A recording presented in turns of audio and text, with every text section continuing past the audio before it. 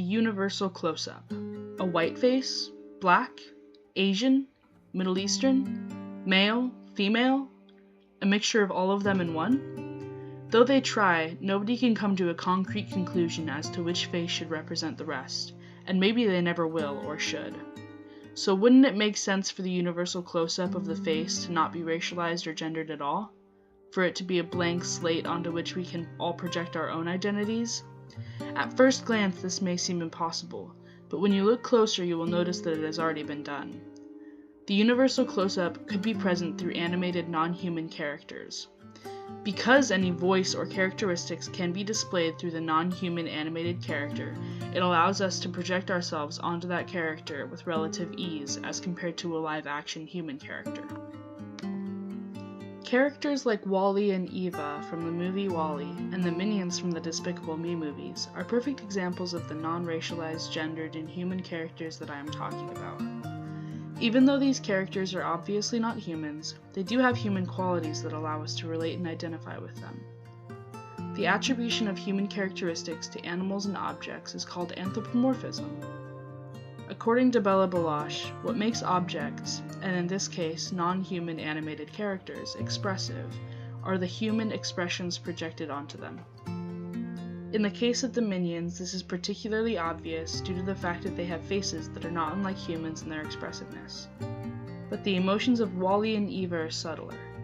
Their expressions are a matter of mechanical movement and sounds that resemble those of humans. The physiognomy of Wall-E's eyes is comparable to humans' eyebrows, and the computerized eyes of Eva have the same effect. For both robots, the eyes and sounds that they make tend to show their emotions the most. Along with the eye movement of both robots, the movements of their arms and bodies are also very human-like. These movements convey emotions that transcend vocalization and are thus readable by a very large spectrum of people. In the words of Malte Hagner and Thomas Elsasser, physiognomy reveals itself to the eye and exceeds intention and communication in its pure visuality. The best thing about animation is that even when language is used to convey emotions and ideas, the voice and language can always be changed to fit the location of the screening. This keeps the universality of the characters concrete.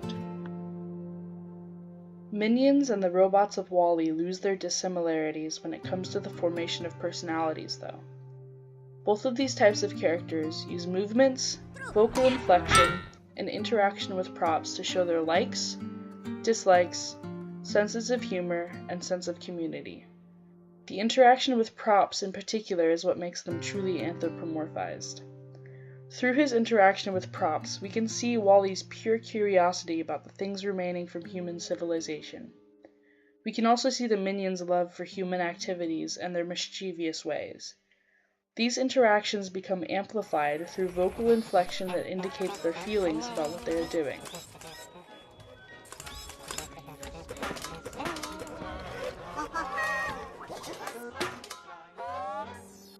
Minions and the robots of Wall-E don't technically have a language, though their inflection and occasional use of human language tell us exactly what they are saying.